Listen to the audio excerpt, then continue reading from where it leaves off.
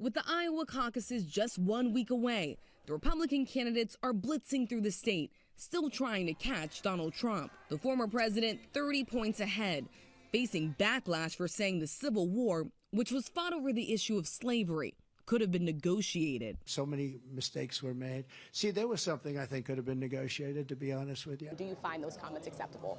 I don't even know how to judge. I don't even know what he's talking about. I mean, Lincoln did what he had to do. He ended up... Yo! Let's watch the original. This is my favorite type of thing because, like, they have to, you know, step over one another to be the most racist, right? So let's take a look. And Ron DeSantis has to, like, be contrary to Donald Trump now. And if Donald Trump is being racist, he can't be like, no, I'm way more racist than he is. War was so fascinating, so horrible. It was so horrible, but so fascinating. It was, I don't know, it was just different. I just find it, I'm so attracted to seeing it. So many mistakes were made. See, there was something I think could have been negotiated, to be honest with you. I think you could have negotiated that. All the people died. So many people died. He's such a fucking lib, dude. He's like, come on, just vote. Just vote slavery away. Why can't you negotiate with the slavers? Yeah, dude, totally. That actually was not brought forward at all. It was just kind of, you know, 0 to 100. That's how it worked.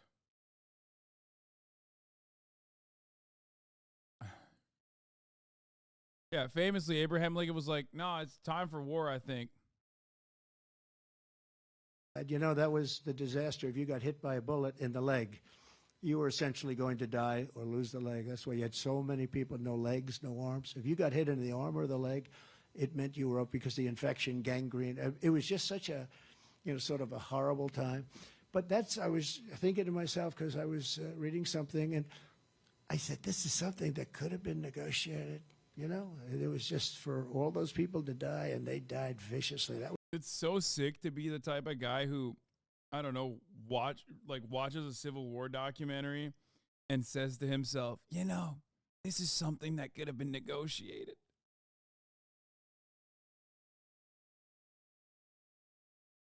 That's awesome.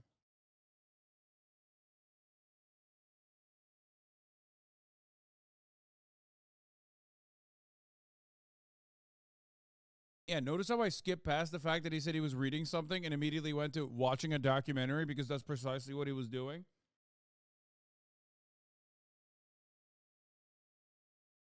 Ain't no fucking way.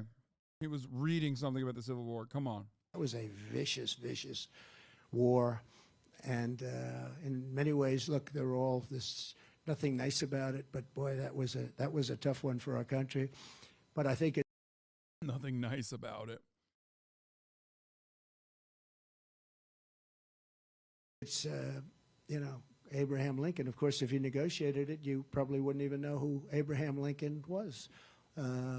What? He would have been president, but he would have been president. He wouldn't have been the Abraham Lincoln. Would have been different, but that would have been okay. It would have been a thing. Is he trying to say that Abraham Lincoln, like, was like he did the Civil War because he was like kind of selfish, like he wanted to be remembered as a great leader, that's why he did the Civil War? Also, if he's being remembered as a, yeah, he did it for clout. Abraham Lincoln did the Civil War for clout. Emancipation Proclamation for clout.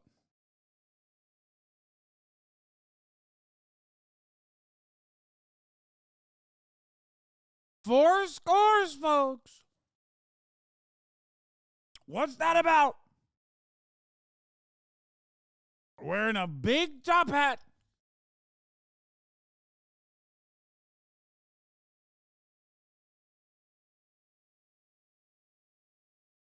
That, and I know it very well. I know the whole process that they went through, and they just he knows it very well. Get along, and that would have been something that could have been negotiated, and they wouldn't have had that problem. But it was a hell of a time, and you think of it today. It was a hell of a time. I would have absolutely stopped Putin. He would have never gone in. And he didn't. You know, for 4 years, he didn't. It was never even. Putin? God, he has such a beautiful way of weaving through subject matter. No, he's just saying, like, if the Civil War didn't happen, Abe Lincoln wouldn't be remembered like Grover Cleveland. Okay, but, like, he also is making it seem as though he's also kind of making it seem as though the Civil War is not so great and Abe did it for clout. Like, he could have negotiated it, but then due to his clout goblin ways, he wanted to, like, be remembered. Russia versus the armies participating in the U.S. Civil War of the 19th century. Who you got? Ushering in the abolition of slavery, and he saved the Union. Florida Governor Ron Desantis was long seen as Trump's toughest opponent. He's already visited all 99 counties. Now he's in a battle for second place with former South Carolina Governor Nikki Haley. I like to be the underdog, so I'm just letting that sit. Let people say what they want. But do you believe you can win? We've done it right, and we're gonna do well. If you do not place first or second place, are you staying in this race? We're in it for the long haul. In it for the long haul, regardless. Absolutely. Haley has spent the last several days walking back comments she's made on the trail.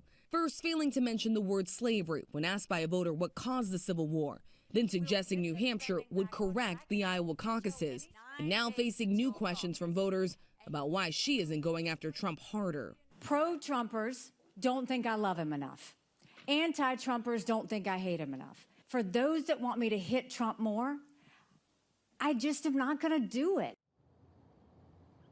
And the weather throwing these campaigns a little bit of a curveball. The Trump campaign forced to cancel a surrogate event due to some brutal snow and heavy cold that is now on the way. Hi, everyone. George Stephanopoulos here. Thanks for checking out the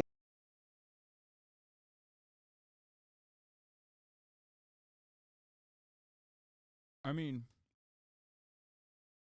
yeah, she's admitting that she's cowardly because Trump would roast her. I mean,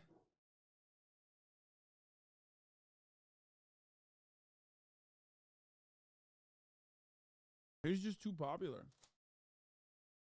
I feel like she wants to be.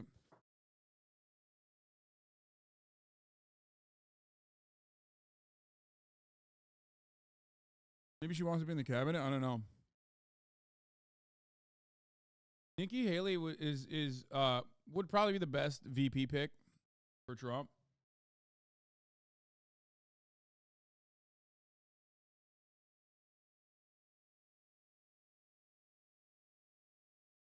Exclusive report.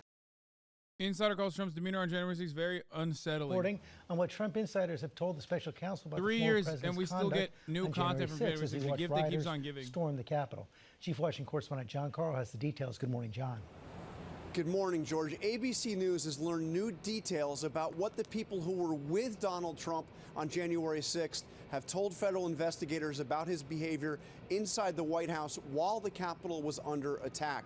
Sources familiar with the investigation say that some of the most vivid details come from one of Trump's closest advisors, somebody who has worked for him for more than 30 years and remains one of his senior advisors today.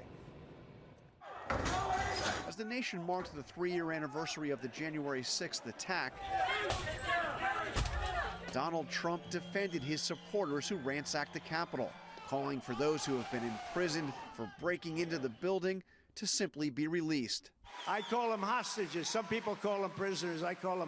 There's nothing funnier than the switch up, the collective switch up that basically every fucking Republican went through. Day of, they're like, these guys are criminal terrorist Antifa and need the death penalty. And then they're like, oh, well, these guys don't represent the Republican Party. And Trump is like, oh, I'm so sorry for the actions. And then literally, like 3 years after the fact, now they're like, you know, these guys are political hostages. We need to release them. And it's like, bro, they've been in prison for like 3 years. Some of them came out already.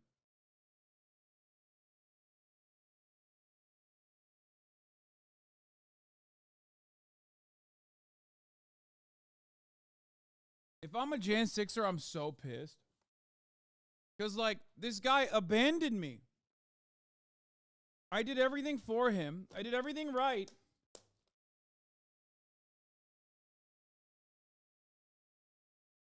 I dropped everything for him.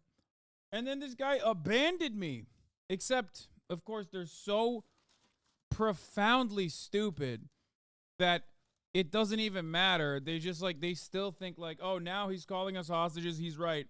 God King Trump. Hostages. Release the J6 hostages, Joe. The Justice Department has charged nearly 1,300 people allegedly involved in the attack, as well as Trump himself. After lengthy court battles, Special Counsel Jack Smith's investigators have spoken to all of the senior aides who were with Trump at the White House while the Capitol was under attack, including trusted aide Dan Scavino, a man who has known Trump since he was a teenager and worked as his golf caddy. Inside the White House, Scavino ran Trump's Twitter accounts and all social media. The great Dan Scavino, most powerful man in politics. Scavino.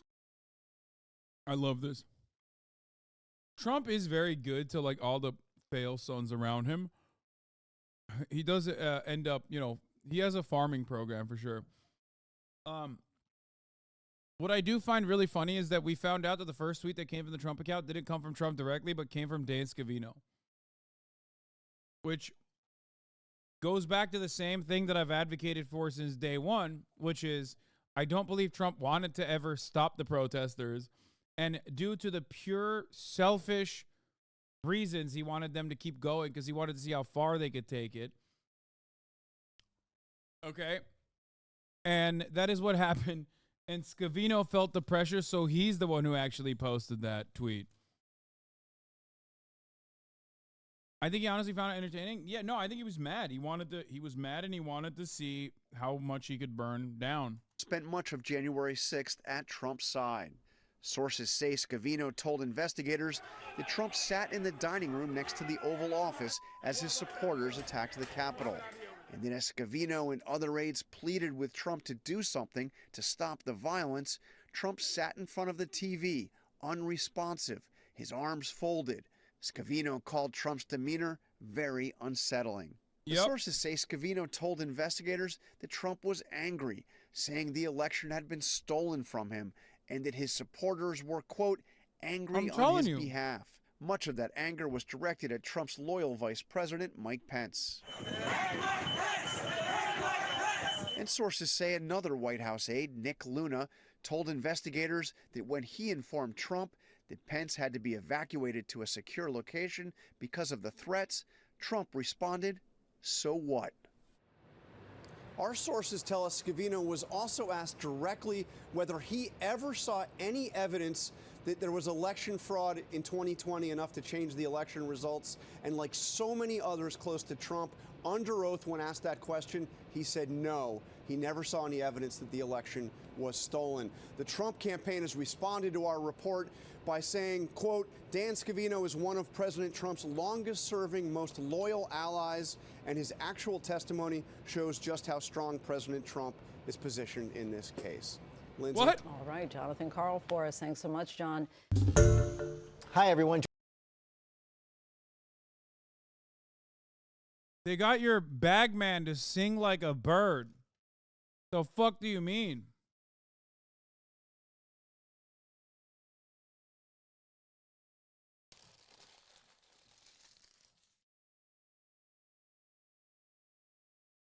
Do you agree that Mike Pence's actions on that day were pivotal in preventing a true constitutional crisis that day, or do you think his role is overblown and overestimated? His role is overblown and overestimated.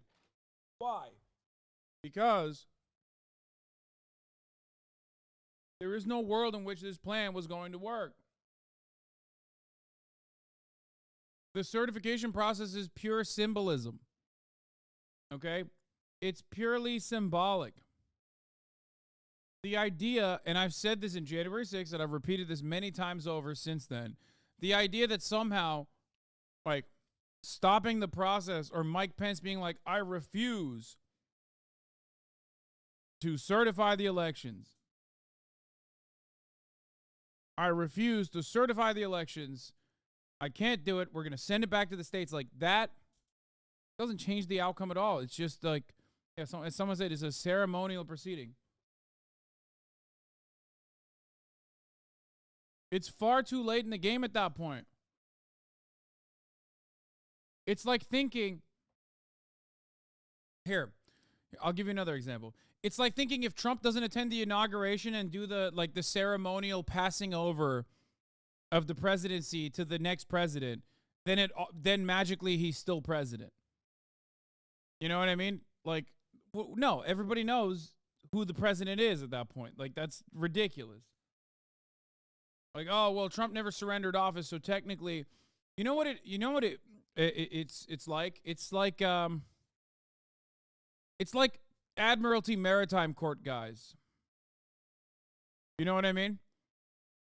It's like weirdly talking about the rules as though they're super significant. It reminds me of the guys who are like, no, you don't understand. Like, you know, there's a gold crescent, or there's a gold there's a gold crest on top of the American flag, which means this is an Admiralty Maritime Court, so rules are not rules. Or like a sovereign citizen thinking like, oh, well, I'm not driving, I'm traveling. Like, yeah, dude, the symbolic vote certification process was not completed, which means now Trump can be president again. Like, okay. Now, some of those rules are very silly, but people do take it seriously. I guess it's a matter of like how hard liberals would take those rules seriously. Like, because if you ask me, I think like the Supreme Court is silly, right? I think like strict textualism is a silly way of looking at the Constitution. I think it's like completely made up. I will never be convinced that this is a real, genuine, legal, scholarly school of thought. I don't believe it. But liberals do. So they play the song and dance. So then you have to act like maybe it is real. You know what I mean? You learn about it in school and stuff. So it is still entirely dependent on how much liberals personally believe is real. And I don't think liberals would have been like, oh, the vote certification process decided that Trump is still president. Like, liberals hate Trump. They would never. They would have been like, absolutely not. All right, breaking news. We now have the details of that spending deal reached on Capitol. Here's another fake, nonsensical bullshit thing that we have to play song and dances over every goddamn month, or every goddamn couple of months or so. The spending bills. How will we budget the government, dude? Another fake thing. But liberals think it's real, so we act like it is real.